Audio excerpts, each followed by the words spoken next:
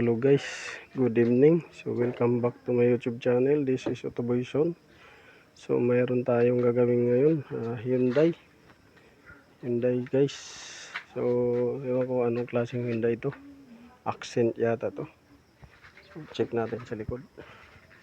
Hyundai Accent. So Hyundai Accent, ayan.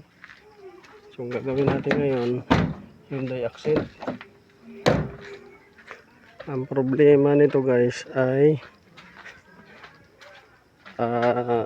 nawawala daw yung lamig. After 30 minutes bumabalik daw ang lamig.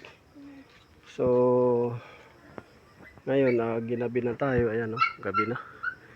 So galing tayo doon sa isa nating customer. Makina namang ginawa. So ngayon unang check natin ngayon ay yung pressure test tayo kung may pressure. Yan yung una natin i-check.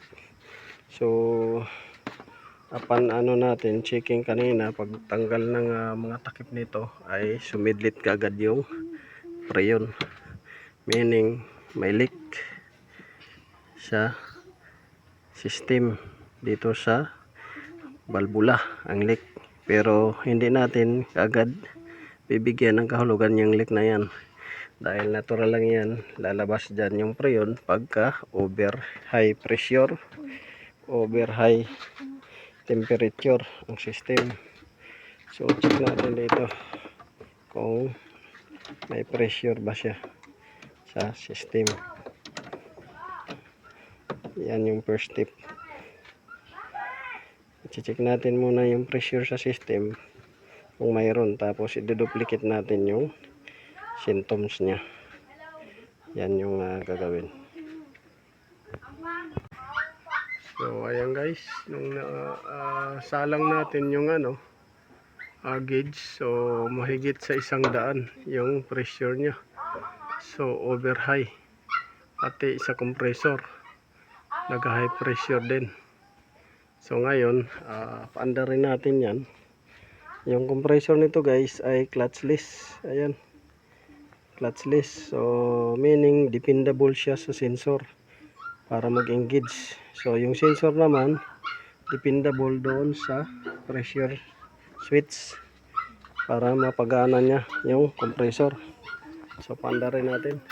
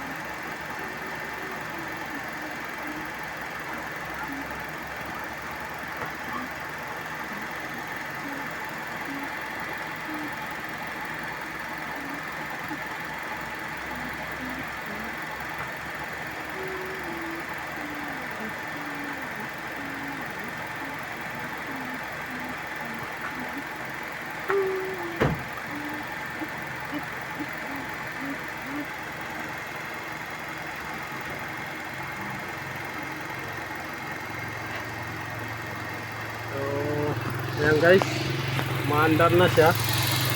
Ayan, umaandar na yung makina. Ngayon, i-duplicate natin yung symptom. So, yan yung niya, pressure. Ayan, sa high side, yan yung pressure niya. Sa low side, yan din yung pressure niya.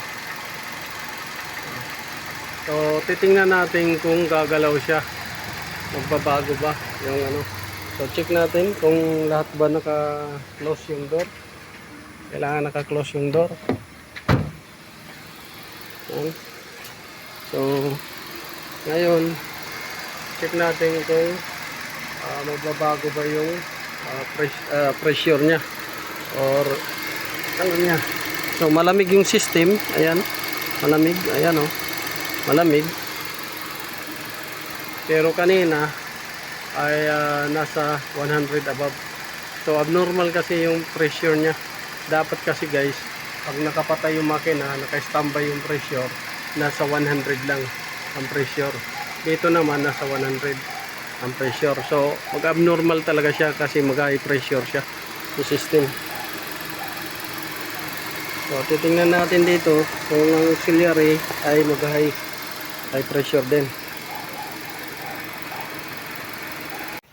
So ito guys, naikabit na natin yung auxiliary pan. Yung auxiliary pan, kinabitan na natin ng auxiliary pan para gumana siya sa pag malamig. So para hindi siya mag high pressure o high temp, kinabitan natin ang auxiliary pan. Galing. So ngayon gumana na yan. So ang gagawin natin is magpasuka tayo ng preyon dahil may hangin sa system. Tingnan natin kung may oil pa at saka may preyon.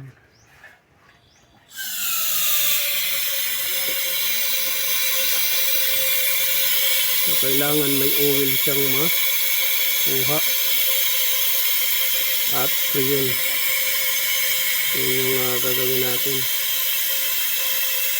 Kaya pinapasukan natin to para may makuha tayong oil at preyon. So wala, hangin lumabas, walang preyon. So ito guys, vacuum na tayo guys. So wala tayong nakuhang preyon sa system. Kahit langis, walang sumama. Preyon, walang sumama. Langis, walang sumama. So hangin ang laman. So ito, i-vacuum muna tayo para matanggal yung mga impurities, matanggal yung mga hangin at moisture sa system. Vacuum.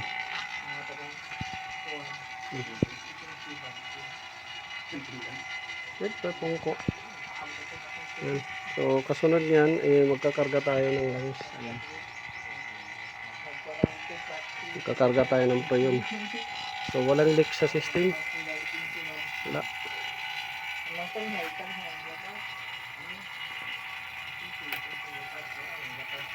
So ayun guys, nagkarga na tayo ng preyon. Tapos na tayo nag-vacuum, leak test. So karga na tayo ng preyon.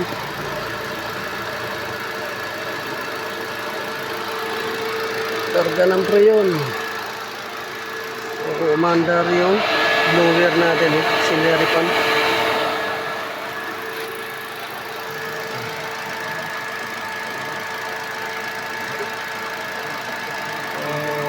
Bomba ng compressor normal 25, good sa bomba.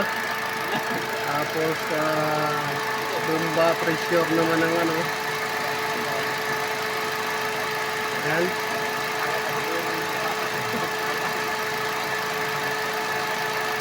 25 dito, yan, 25 dito, normal. Observe na lang natin yung operation. Kanina pinaandar natin, so far hindi na siya ganun katagal na mag-disengage at engage. So dapat nasa 30 seconds ang engagement, 15 seconds ang disengage. Ito guys, fast forward tayo. So tapos na tayo sa auxiliary fan sa baba. Nakabitan na natin. So nandito yung relay at saka yung fuse. Ayan. Yung mga yan sa fuse. So nandito yung connection niya. So tapos na tayo, maluwag na. So dahil palyado siya, binuksan natin dahil pinasali pag check ni customer. So ito yung na-found out natin. May langis sa spark plug. Kundi ang spark plug. Number 1. Ito naman number 2. Ito naman number 3. May langis din. At ito number 4. May kunting langis din. So nasunog siya. Overtime heated. So ang gagawin natin dito, papalitan natin yung spark plug at paparequest natin kay customer yung valve cover gasket. Papalitan to para hindi na lumusot yung langis. Ayun o.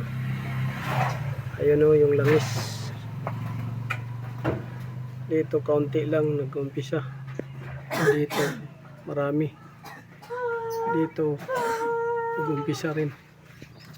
So may langis. So check natin kung may ano tayo, long thread na spark plug. Papalitan natin yan.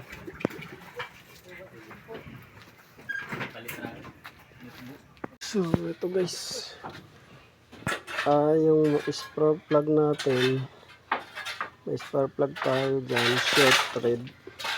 Yung long thread, 3 lang yung natira. So, 2 lang yata.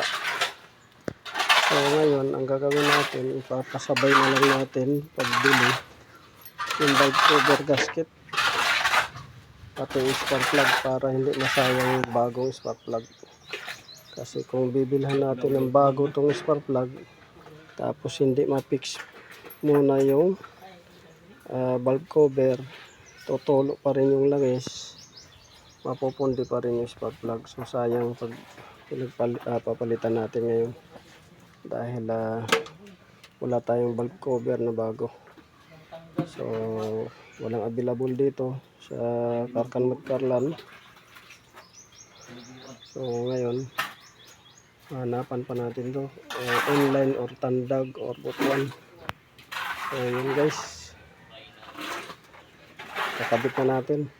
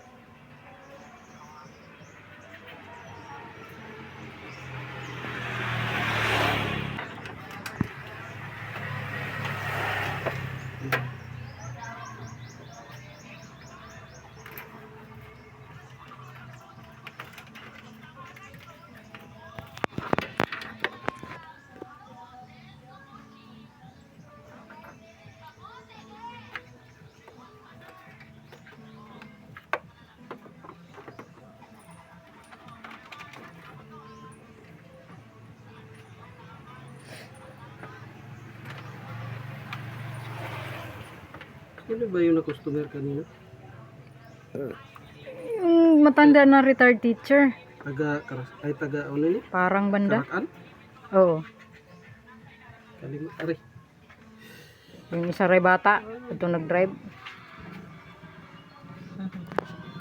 Salamat. Doon kay ano.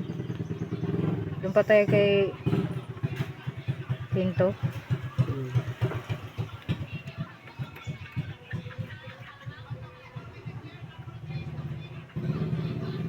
Kuman pa sila magpakuan. Ang kadugay na ito, no? Since will ba ito? Sa una? Kuman pa sila nagpa.